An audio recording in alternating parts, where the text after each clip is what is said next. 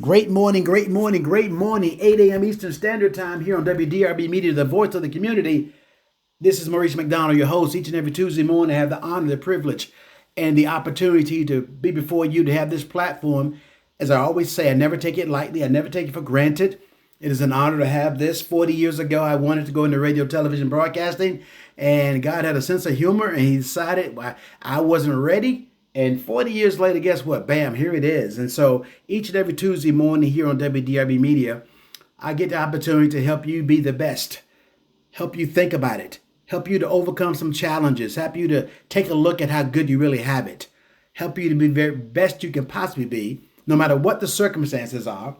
And each and every Tuesday morning, I have the platform to share some amazing information, have some wonderful guests who bring about their experiences, their lives, things designed to help you. And let me go ahead and tell you right now, today's show is going to be one of the best I've ever done. Yes, I'm putting that out there early to let you know because the topic we're going to be talking about today is going to be a very interesting one as well. And I've got an amazing guest here to share some information. But as usual, before we start each and every morning, I give you the motivation quote of the day. So your morning quote of the day brought to you by MauriceMcDonald.net. Go to MauriceMcDonald.net and learn all about your amazing gut microbiome. But the quote of the day is very simple. If you want to be the best, you got to work harder than the rest. If you want to be the best, you got to work harder than the rest. You see, working the process, I'm not necessarily talking about the job, so to speak, but working means working on yourself. It could be on the job. Oftentimes, when you show up late and you leave early or you lay out Fridays, those are not good things to help you to get promoted on any job or be considered an asset on the job. So working harder than the rest sometimes means working on yourself. Working on yourself physically, emotionally, spiritually, financially, all of the process. You know what you need to work on. You can make excuses. Well, I don't know. But deep down inside, you know those areas of growth that you need to make. So when you start to work on those things, it's amazing how the Creator can take you to another level. When you work on the things you need to work on, whatever that is, better listening, okay? Getting up earlier. How many times do people getting caught in traffic, have accidents, racing to work when they could have left 15 minutes earlier and don't have to race? Little things like that. When you work on those areas, and you're angry at the traffic, everybody's going slow. They're not going slow. You're in a hurry. You leave early, getting things ready the night before. As I was a kid, my mother made me get my school clothes ready the night before. She'd have me take my shower the night before. In case you get up late, you just wash up, brush your teeth, and go.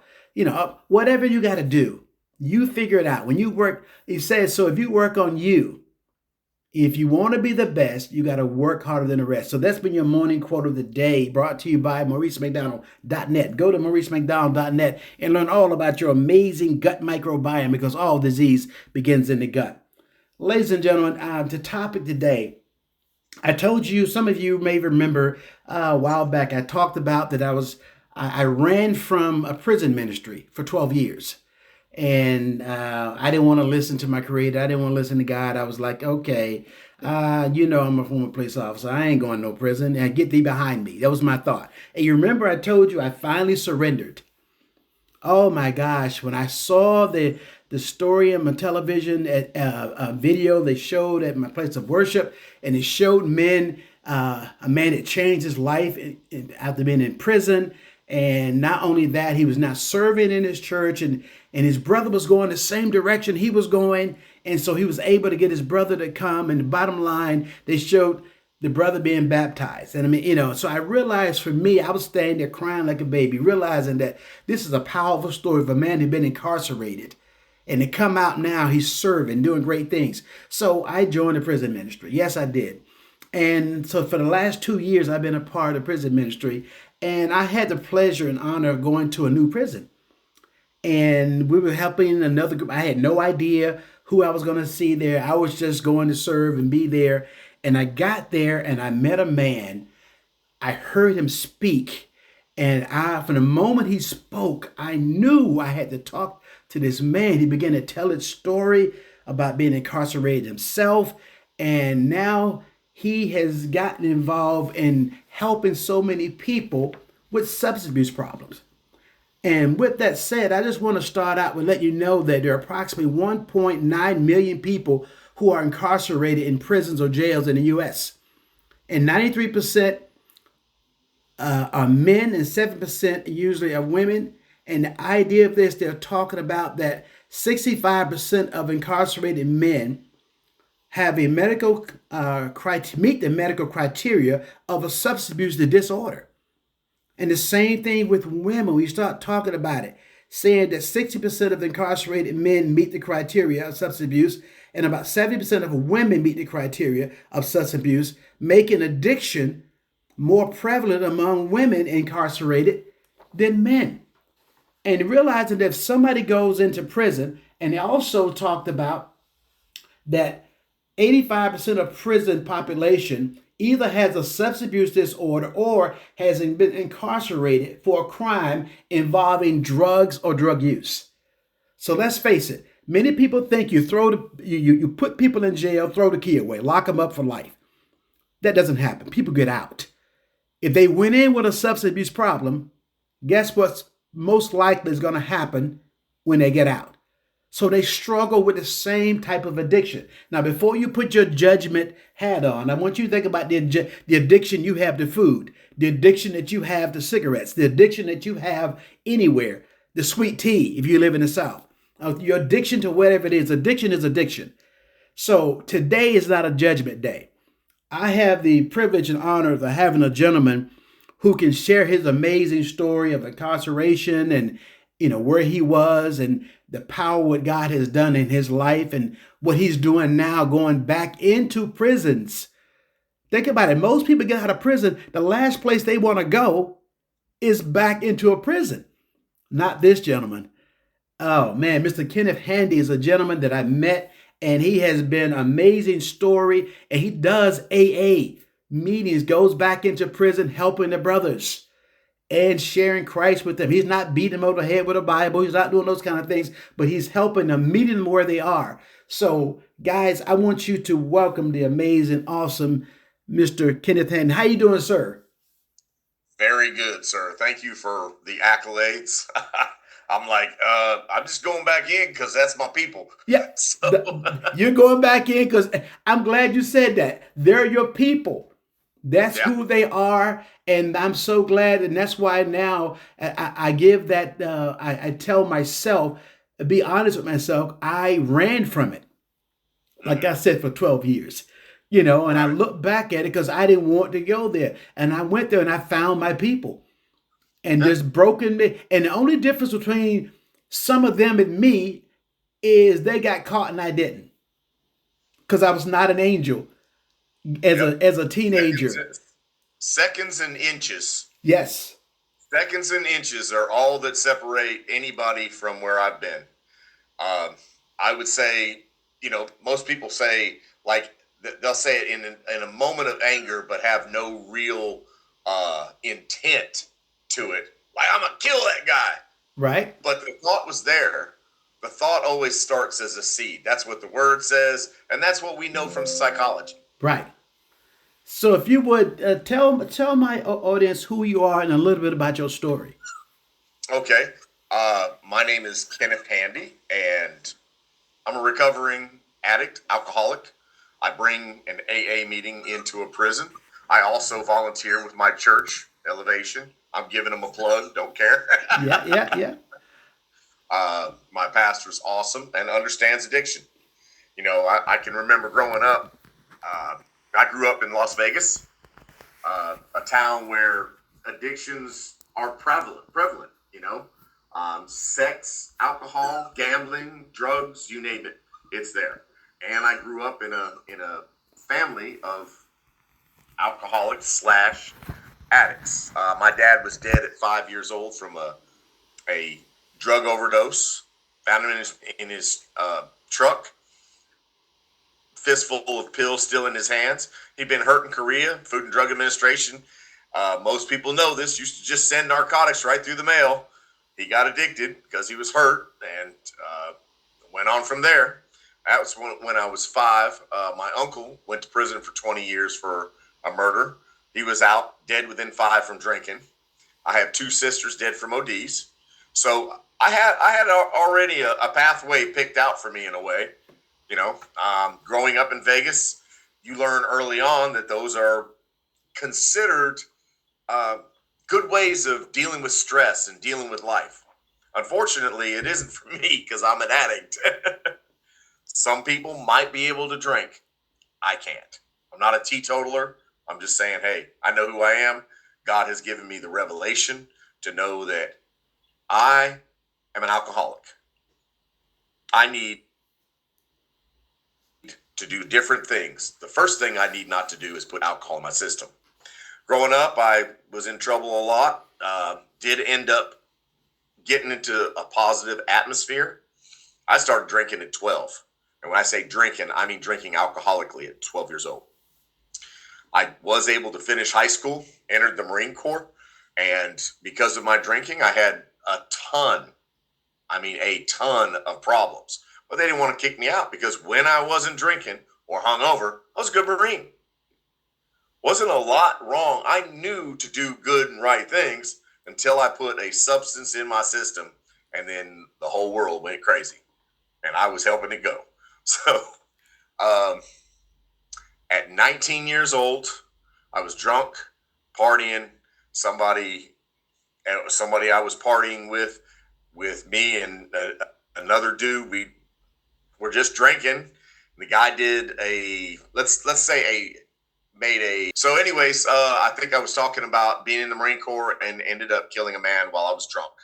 Okay. That happened. I was arrested, convicted of first-degree murder and armed robbery. In 1986, I was arrested, 87, sentenced to death row on March 31st, and woke up on death row April Fool's Day, 1987.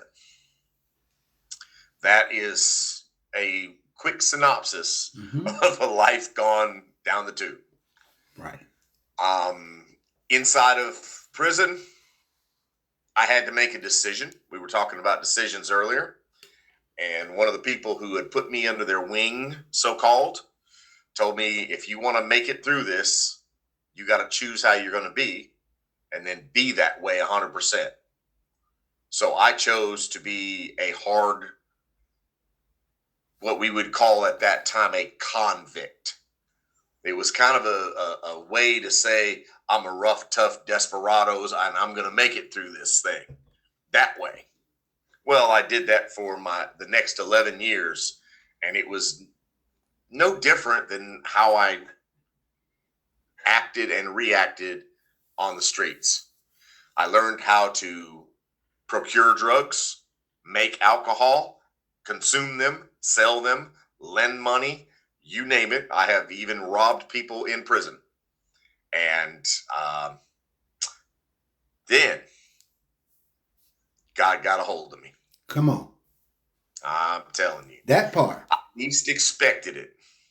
First, he sent people into my life that I never expected to meet. They showed me grace, showed me love, showed me things that I had not experienced for a long time. They didn't care. And they even knew that I was still using. And then one night, my whole world in prison crashed down. I couldn't get any more dope. I had no more money. I had people wanting to hurt me because of money and because of dope. And somebody asked me to go to a church service. And I was okay with going to church service because I didn't know anything about AA. Didn't know anything about NA. All I knew was I needed help, and I believed in God enough that I thought there might be help. I went into church service, and it was like a man was telling my story, but he was on the other side. He was talking about being in jail and being in prison and being addicted and being alcoholic, and that God had delivered him. And he said something that was really powerful to me that night.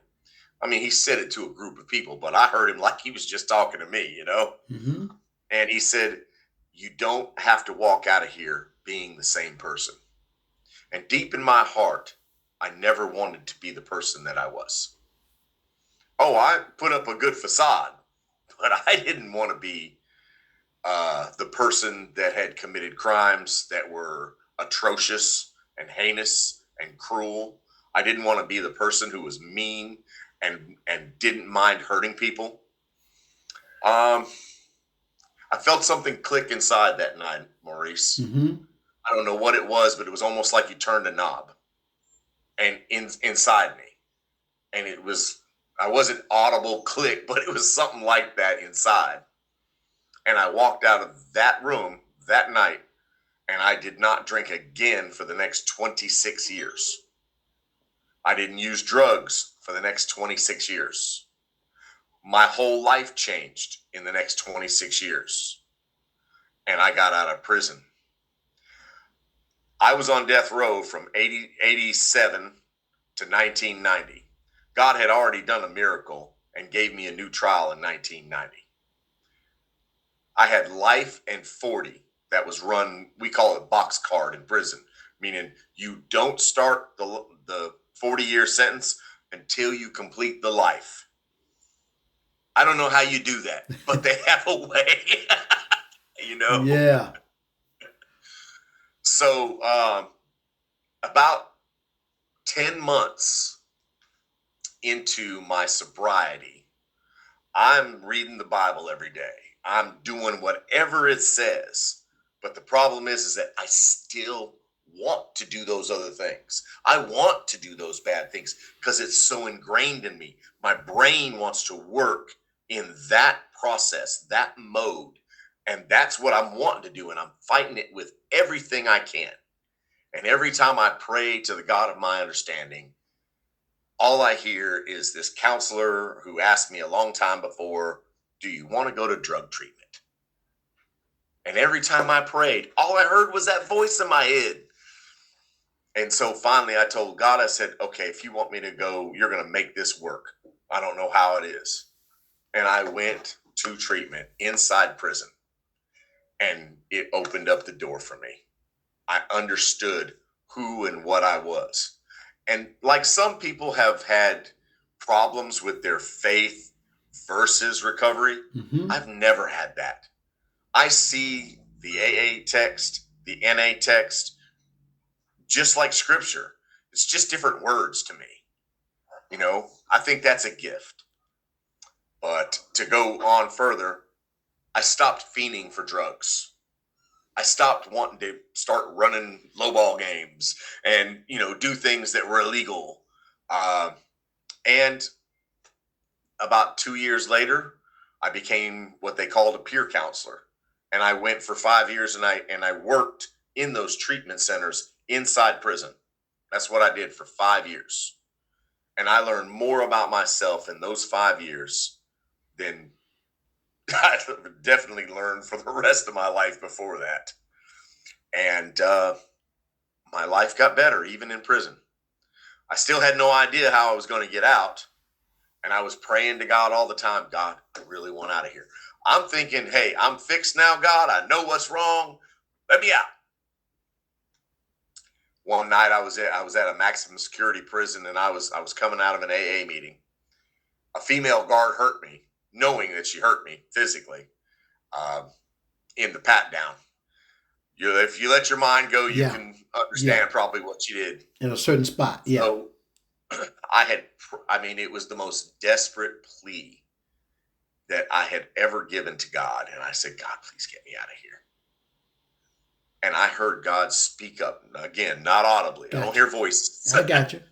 I heard him inside say, I'm going to free you, but I'm going to free you inside first. I got to tell you, that's not what I wanted to hear. Right. It was not. I wanted to say, I'm going to throw some magic pixie dust on the system. They're going to get you right out. You're good. I mean, really. Yeah. I had a lot of growing still to do. You know, some people in the fellowship that I belong to, they'll say you can't go 20 miles into the woods and come out in 2. Right. You know, and so I had gotten a lot of great insight into my being and what it was going to take to change and to recover and to stay that way. But I needed a lot more experience to make it. And I didn't know that then. Now I can look back now Mm-hmm. and I can say, had I been let out, I might have reverted back. Anything might have happened. Mm-hmm. I'm not saying that needs to happen for everybody, but my brain and my heart was it was pretty calloused over. It needed a whole lot more. After that, I earned two associate degrees in prison. I spent 5 years as a dog trainer in prison, getting dogs ready for people. For these dogs could never, they wouldn't be adopted had they not had basic skills Mm-hmm. that dog for somebody to want, being able to sit, being able to be around other dogs, not to react at different people and things. So I did that, and after being turned down for parole many times in 2018, God gave me what they call a MAP contract, which basically said, if you spend the next 2 years without any trouble and doing what we ask you to do, we're going to give you a chance at parole. And I was released. I went to work release.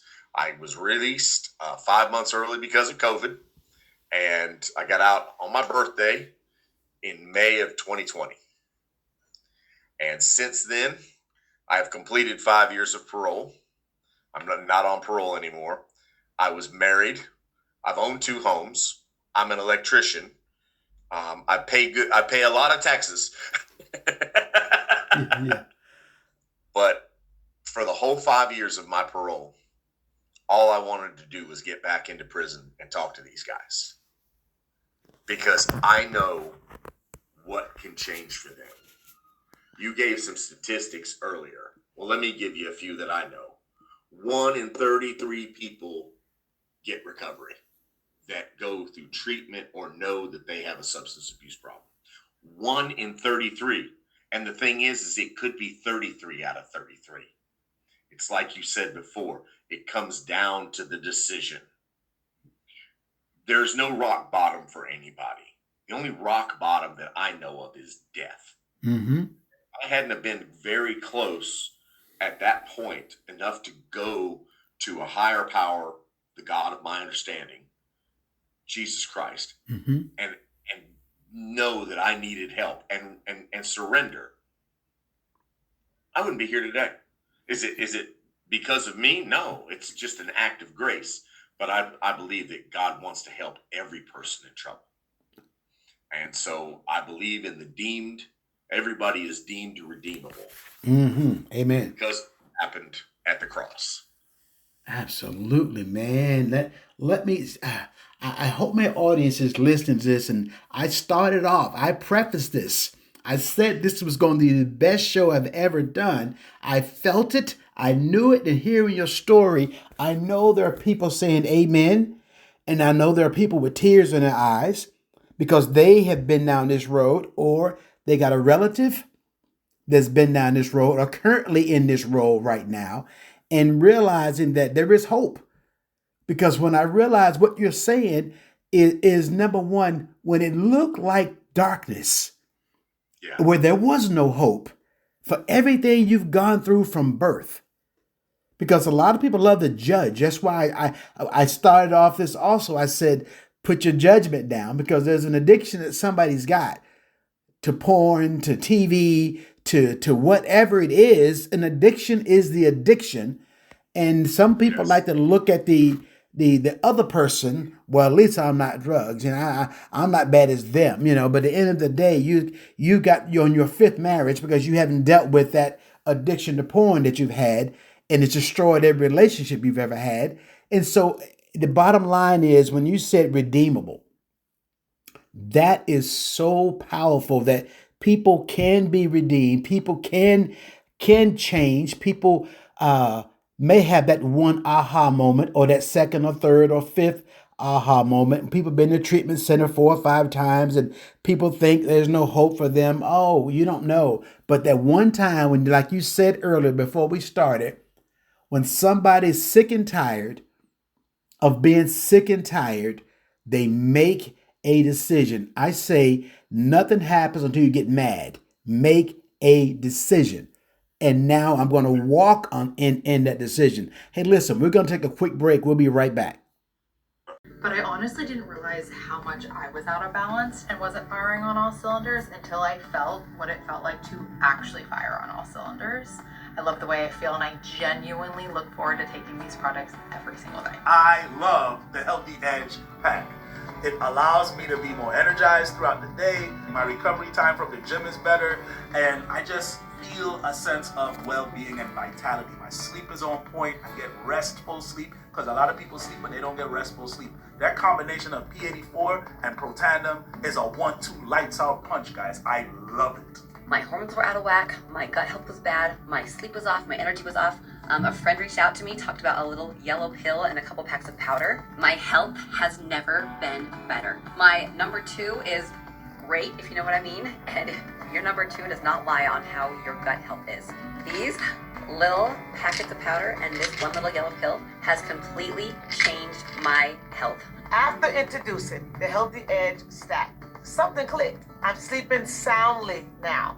Restful nights, waking up refreshed, feeling renewed, digestion regularity. It feels amazing. And if you're listening, here's what I know for sure. Small, consistent choices compound into a life you're excited to live. If you want to learn more about the Healthy Edge Stack, simply go to mauricemcdonald.net, MauricemcDonald, and learn about that Healthy Edge Stack. Do it today. We're back, guys, here on WDRB Media, the voice of the community. The show today brought to you by MauriceMcDonald.net, MauriceMcDonald.net. Go and learn all about your amazing gut microbiome there. The first segment, if you missed it, oh my gosh, you missed it. Mr. Kenneth Handy just broke it down. We're talking about his life. He was sharing about being incarcerated, the addiction, being released from prison, which was the first miracle. Oh my gosh, that part to go through, and he did what he was supposed to do so that he could continue his life. And I think about all the lives he's touching right now with people, his story, that are people who are probably hearing this. And as a matter of fact, if you would, I know that you go into prisons now. How often do you go into the prisons, and what do you do when you're there? Well, I go in once a week right now. There are other times. I was actually supposed to go to another prison this month and tell my story. That prison is getting shut down, so they decided that it was not a good time for that. So they've moved it to another prison, but at an undetermined date. Mm-hmm. I go in once a month with my church, Elevation, which well, that's how we met. Yeah. So, and I also go in once a week and bring an AA meeting in. I'm also working on being in multiple prisons. So I have somebody who's a guide and a mentor, and I put myself under their authority because I believe in authority. You'd never think that from somebody like me. Hey, that's kind of like me going into the prison. Oh, you never think you see why I ran in my own mind. Think this doesn't make sense if they use logic. Okay. But a lot of times I'm coming to realize that the, how things happen is the way it's supposed to happen. Authority is key. You need structure. You need the idea of follow instruction, because God requires that. I don't think that I know within myself how to fix my life, or I would have. Absolutely. Wouldn't you say? We all would. Who wants to be broke, addicted, beat down, depressed? Who wants that? That's right. I mean, that doesn't seem like I came out of the womb saying, hey, I'm looking to be a broke man the rest of my life. Exactly. Or the idea of realizing, hey, I want to just, mess my life up. I'm going to go down this road intentionally. Because there are a lot of people who make mistakes, being at the wrong place at the wrong time and those kind of things. But most people don't just volunteer to mess their lives up intentionally. Well, a buddy of mine, this made a big impression on me. Early in my recovery, friend of mine had been told by his daughter, you know, they were at visit.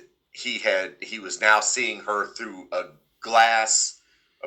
security glass window, chained, and he seen her because he was still getting in trouble in prison. Mm-hmm. And she said, "What are you doing different than what you did on the street?" And that struck me because that's the way I lived for my 11 and a half years before I got sober in prison. I learned what I needed to be, and I was that. And the challenge became, could I learn to be someone different and be that? Right.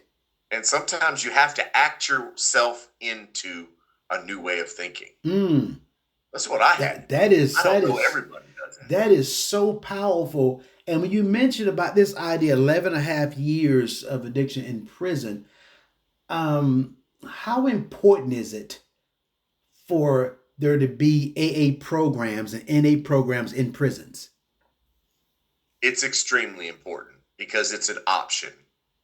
I'm not saying that AA works the best for the most. I'm saying it worked as a tool for me.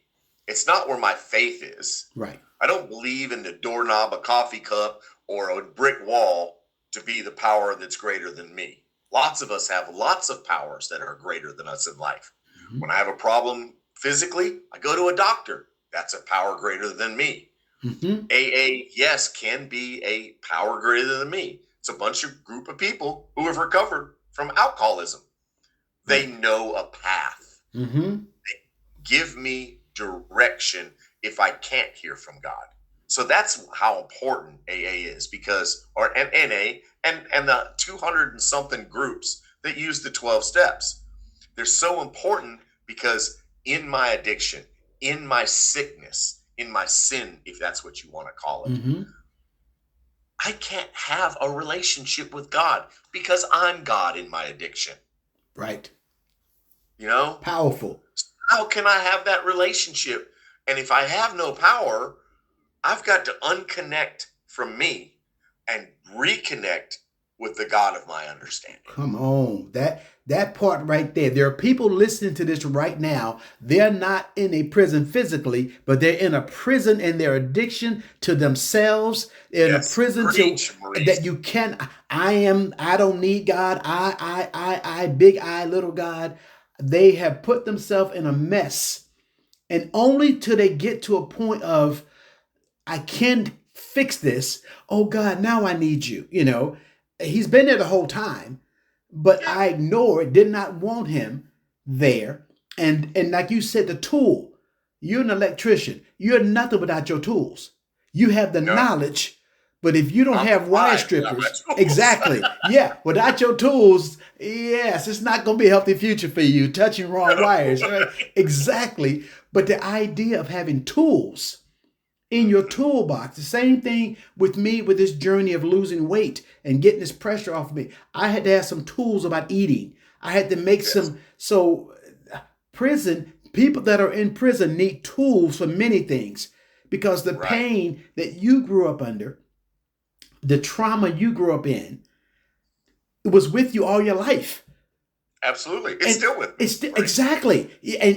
And through God's grace and mercy and your understanding of seeking him is the only way you can cope, to deal with it without going back your other way.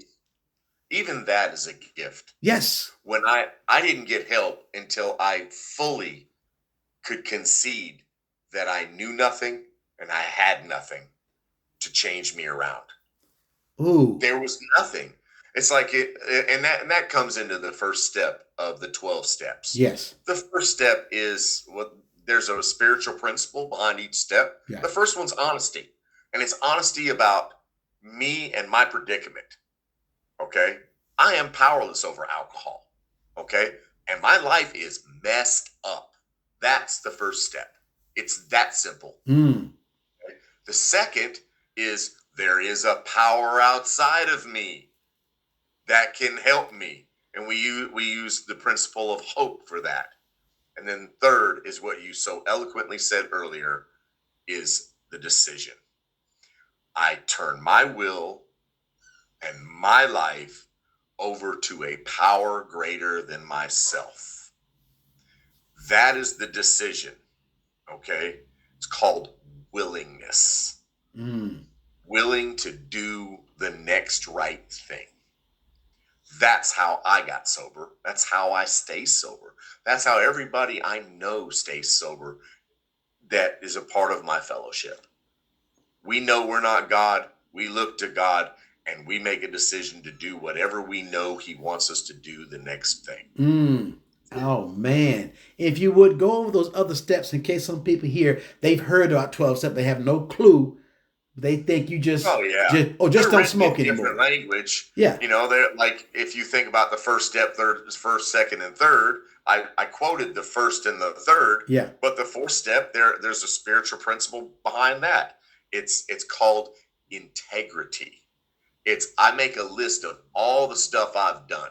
I get it out on paper. I don't play games with it. I say, this is who I am. This is what I've done. Okay. And then the fifth step, well, I'm sorry, I actually got them mixed up. The fifth step is integrity. Yeah. The fourth step is searching, inside. It's introspection. Okay. The fifth step is integrity. I share that with 3 people. I share that honest assessment of my life with God first, then with myself. I had to get in front of a mirror and say, this is me. And then I shared it with another man, another human being that was able to look me in the eye and say, hey, I've been there too. So now that I've got all that garbage out, that's 5 steps. There's 7 more, right? Then I go to step 6, because at this point in the fifth step, I start to realize all this stuff that I did in an inventory, I don't like this in me. I don't want this crazy stuff going on in me. I don't want this behavior. So I become willing again to continue to work on it. And in the 7th step is mainly a prayer. I ask the God that I believe in to remove, not all of it, which is kind of surprising. I ask him to remove what's standing in the way of my being of use to him and my fellow human being. Because some things, like you said a few minutes ago, will never go away. My rejection issues, they're never going away. I have learned how to deal with them sanely, but they're never probably going away. If they haven't gone away in 30 years, Maurice, they're probably not going away. Yeah. They're going to be with us a little bit. Right. But I do need to act, react, and live in a sane, rational manner. Okay? And the only person that can help me do that is the God of my understanding. Okay? Yes. Now, maybe he keeps sending me to AA. It's why I keep going after all these years, because, hey, I need to be reminded of what I'm really working on. I'm not really working on getting rid of alcohol. That was done within a week. It got out of my body. What I'm really trying to do is become connected to the human race, connected to my family, connected to the stranger by the way that needs help, connected to other people just like me that need help. And that's why I go back into prisons. Now, in step 8, I make a list of all the people I've harmed. I make a list. I go back to that same person and in the 9th step and say, hey, here's my list. And we start deciding with prayer and meditation how I can make amends. Because I've already said I'm sorry, Maurice. It's not about being sorry. They know I'm sorry. That's why I did those things. Yeah. But now I want to make amends. That means if I owe somebody money, I need to pay them. That means if I hurt you, I need to find out what you think would help make that situation, that relationship whole again. You may never be my friend. I'm sure there's some people, and there are some people who have told me, look, you just keep living your life, but stay away from me. And that's my amends to them. because that's what they want.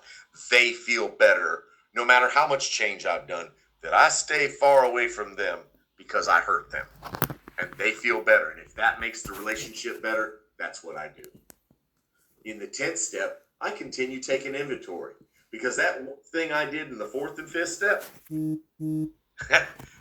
that was just the past. Now I've got to deal with what I still do every day because of all those issues that are still riding around with me like Samsonite luggage. You know, they ain't gone nowhere and they tough, you know. Right. So every day I got to look inside and say, hey, did I do this because of this? And then I need to start making amends as I go that day. I may have gotten mad and angry and frustrated and said some stuff in a short temper with someone. Okay. I need to go back and apologize and see if I can make that thing right that day. Not 5 years from now when I'm blowing up because of all the stuff I got inside. Now I'm getting rid of it and I'm learning to deal with it every single day. Now the 11th step teaches me about prayer and meditation. Prayer, I'm speaking to God.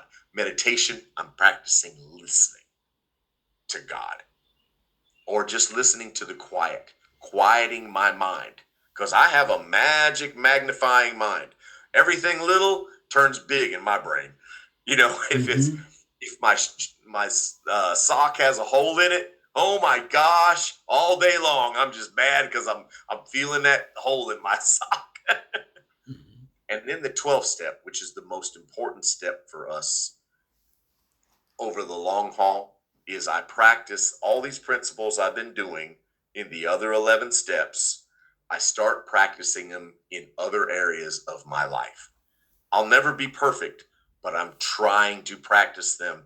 And then I'm doing what I'm supposed to do. I take it to people like me and try to help them. That's the 12th step. Man. So that's the 12 steps for you from Kenneth Handy's perspective. Yes, absolutely. And I'm sure that people who are listening now have heard of 12 steps, don't know what 12 steps is, because I know a lot of people don't believe in that kind of stuff. They just think, just don't drink anymore. You know, like the old, Nancy Reagan said, just don't do it. Say no. Just say no. The old, just say no. And, or go to pray and let's pray about it and you get in the prayer line and that's it. But they don't think about the physiological addiction and that mental part, like you talked about, that stays with you. And also the importance of having a sponsor. Somebody, because somebody I trust. Somebody you trust. Yeah. Who's been there as well. Or somebody, because it's always can say people, well, if I just don't understand why you just can't, just don't do it, because a lot of times you haven't walked in that person's shoes. You don't know what that idea of people who've been good for 9 months or 9 years or 10 years. And they felt like, well, maybe I can do it one time. And you already know what happens if they get that mindset. They go right back. Right where they were. Once you start going to the barbershop, eventually you're going to get a haircut. You're going to, absolutely. And oftentimes that struggle, what they say, the road to hell is paved with good intentions. There are a lot of people. I didn't mean to get drunk. I didn't mean to go back to that life. But how important is it for that term, for my listeners to understand this, the term, you've probably heard this, new faces and new places? Yeah. I need all of it. And you know what? You know what's funny about that?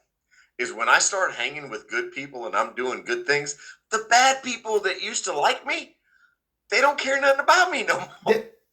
It's like, forget that dude. Yes. He's not with us anymore. And they're right. He's not. Exactly. That whole thing doesn't exist. And it's all of us. All of us live and grow and become new people daily, yearly, decadely. Yep. We grow or we die. That is the truth. Yeah. If we stay in our mess, where else is there to go? If you don't grow, what happens? We decay and we die. It's what And having those new faces and new places is so important, that you can't hang with those individuals that you once hang with, the people that were the folks that you were just hanging with, and the hangout crew. And so many people find themselves in the same situation, incarcerated, hanging with the wrong people. That whole places. And I love what you say about growing. Yeah. Everybody needs to grow. Yep. You know, I love to hear these people that say things, these silly things like, well, that's just how I am in relationships. You know, I've always been this way. Okay, you've always been this way. How's that worked out for you? Okay, you know, you wonder why your relationships aren't good. So we have to grow to make this a process. I've got to ask you, what is the feeling you get when you go back in? Because it is a ministry, there's no doubt about it. I get that part. Yes. But what is your personal feeling when you go in to talk to the guys? What's your payoff? You know, they say, a payoff or that feeling you get, or both. Yeah, because the payoff and feeling can be two different things when you go back in. I guess so. The payoff is the thought that I want them to know that someone who has been through what they've been through still cares, and that they can have everything and more that I've experienced positive in life. You know, I go back into these places, and often because I did so much time, I see someone that I actually served time with.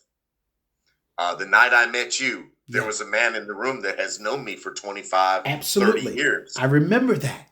Yeah. I remember that. He knows the before and he knows the after. And for that man, if he just sees that, if it helps him in any way, even if it just helps him cope with not being able to ever be free, because that's a reality for some. Right. I mean, I feel good because I know that I did what was done for me, and I know how important that was. Mm-hmm. Again, like I said, I know the statistic. I know that I used to say that 75%, because this is an older statistic, but what they would say is 75% of all people in prison are either directly or indirectly there for drugs and alcohol. You've got another 11%, okay, that is not right in the head. That when during the Reagan administration, they kind of emptied out a whole lot of the places where crazy could be derogatory, but places where mental health was treated, they emptied them out. So now they're in prison. So that 75 plus 11 is 86. Yeah, 86. And then there's another 10% that are sexual in nature. That leaves 4%. You know who those are? Those are the real career criminals. 4%. So what you're saying is only these 4% of 1.9 million people that you mentioned earlier are career criminals. The rest are just messed up in one way or another. Absolutely. How dare we as humans not think about our brother? Not think about somebody where we could be seconds or inches from being in their predicament. Now, I'm sorry, I'm preaching. That's no preach, man. Hey, listen, this is what I want, because you're hitting right where it is, and that's the part that I got convicted on. Yeah. With me running, when I got in there and I found brothers, I saw guys who were there. And you know how they say, "Oh, don't touch him," and kind of stuff, whatever. Shaking it. Listen. I cried like a baby watching how many men were jumping in the tub to get baptized. In the pool they brought in. I mean, clothes, taking off their shoes, stayed in their clothes, tears running down their face, talking about, "I'm getting out in 2 years. My son was 2 years old when I went in. He's graduating. I want to go to his graduation. I've lost all relationships. I've hurt everybody. I got the addiction, but I'm getting out in 2 years, and watching them realize that I'm afraid if I get out, I can't make it. I need God. I hated God. I didn't want to hear nothing about God, but now I need him. And men, black men, white men, Asian men, Spanish men, it didn't matter. I saw that, and the stories they told me, and I sat there convicted, realizing that these are just men. Ask them what they miss most. I miss my refrigerator. I miss changing diapers. I miss the bubble bath. The idea that my son was 2 and I was changing diapers and I thought my wife was supposed to do that. My girlfriend was supposed to do that. And now I look back, I wish I could go back and just do the things right, but I can't. So me hearing that conviction that I got, and I realized that so many men and women, and we didn't get a chance to even talk about the women's prison, the issues that they go through there as well. But the idea, man, I got impacted. And so when I heard you tell your story, it just made me realize there's so many good men just made some bad decisions. They had lost their job, want to make a couple quick dollars, and you did something and then it was stolen. You're sitting in the car riding with somebody and there was a kilo in the car and you didn't know the car was stolen and you didn't got a good lawyer and there's your 25 years, and it's, yeah, you weren't a bad guy. You weren't a hardened criminal, Right. but you had an addiction. And you thought you could get some free dope. You're gonna make a little run for him. He gonna break you off a little piece, and now you're sitting in jail. Yeah. Not a hardened criminal, wasn't that? And even individuals that did, God's got grace and mercy for all of them. Yeah. I listened to your story and I realized, let me tell you, this story is, which is why you're here today. This is why it's been since we met. It has been in my mind. I said, I got to get this story because somebody needs to hear this. They got a relative who's in prison and they haven't gone to see in years. They need to go see him. You need to go see him. Put your pride aside. Put aside, well, you don't know what he did to me. You don't know what they're going through. Go see them. Because so many people throw the key away and don't go see them. I know you're hurt. I know all of those kinds of things, but it's important. Somebody's getting out of prison soon, and you got your judgment hat on, and they know you're coming in. Put that aside, get your prayer on, give God to give you the grace and the mercy for them because they've been judged for 20 years. Yeah. And they're coming out. They need some help. And because it's easy to do that. So I just know that family members, they got that one family member who's the alcoholic, who's been incarcerated, whatever's in there. You got to forgive and forget some things and be patient and ask for help themselves. And that's true. Yeah. And it helps, Maurice. Yeah. Look, I'd like to say something for your listeners, right? Yeah. If you'll just go out and look at some children playing, find some children just laughing, enjoying life, playing, and just think that in 20 years, 1, 2, or more could all be in this predicament. It has nothing to do with the innocence you see there.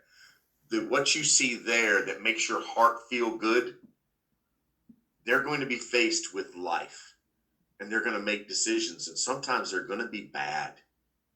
We've all made some bad decisions. Amen. Some of us by seconds and inches end up in prison. But that same little child that makes your heart fond and swell with love and grace and pride can be that same person that needs you, that's sitting in prison 20 years from now. That is a fact, because nobody ever, when a child is born, no mother ever said, oh, he's going to be in prison the rest of his life. You didn't know that. And that's, and there's a mama crying somewhere, catching buses to go see their children. Hey, we're going to take a quick break. I've known for a while now that inflammation, brain fog, low energy, and gut issues were all connected. But I honestly didn't realize how much I was out of balance and wasn't firing on all cylinders until I felt what it felt like to actually fire on all cylinders. I love the way I feel, and I genuinely look forward to taking these products every single day. I love the Healthy Edge pack.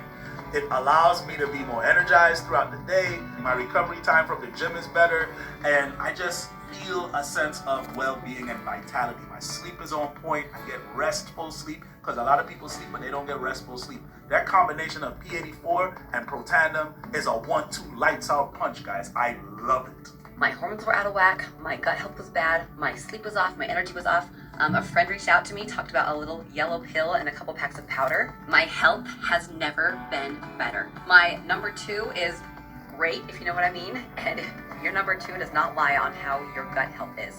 These little packets of powder and this one little yellow pill has completely changed my health. After introducing the Healthy Edge stack, something clicked. I'm sleeping soundly now. Restful nights. Waking up refreshed, feeling renewed. Digestion regularity. It feels amazing. And if you're listening, here's what I know for sure. Small, consistent choices compound into a life you're excited to live. If you want to learn more about the Healthy Edge Stack, simply go to mauricemcdonald.net, MauriceMcDonald, and learn about that Healthy Edge Stack. Do it today. Guys, we're back. We're back here on the It's About You radio show, WDRB Media, voice of the community. We're wrapping up today very quickly. Make sure you follow me on my YouTube channel, It's About You Radio. It's About You Radio. And in a closing, what would you say, your last words you want to say to my audience, Kenneth? Well, we were discussing the first promise God ever gave me, which was Psalm 68:6, which completely says what it's been for me. God said he puts the solitary and the lonely into families. He brings out those who are bound with chains, but the rebellious dwell in a dry land. So I want the blessings of people and connection, and I want to not be hindered by prison and things that hold me back from growth, even if I'm outside and free. But if I rebel against the instructions, it's not going to work for me. I'm going to live in a dry land, always searching for that thing that will slake the thirst inside me, which is for God and for doing the right thing. So I don't want to dwell in a dry land no more. So I'm going to follow the instructions, and I'm going to let the blessings happen. And my audience need to do the same thing. You got that. Hey guys, this has been the It's About You radio show on WDRB Media. Go out next week, guys. Come back next week, 8 o'clock every Tuesday morning for the It's About You radio show, because we're going to be in the building.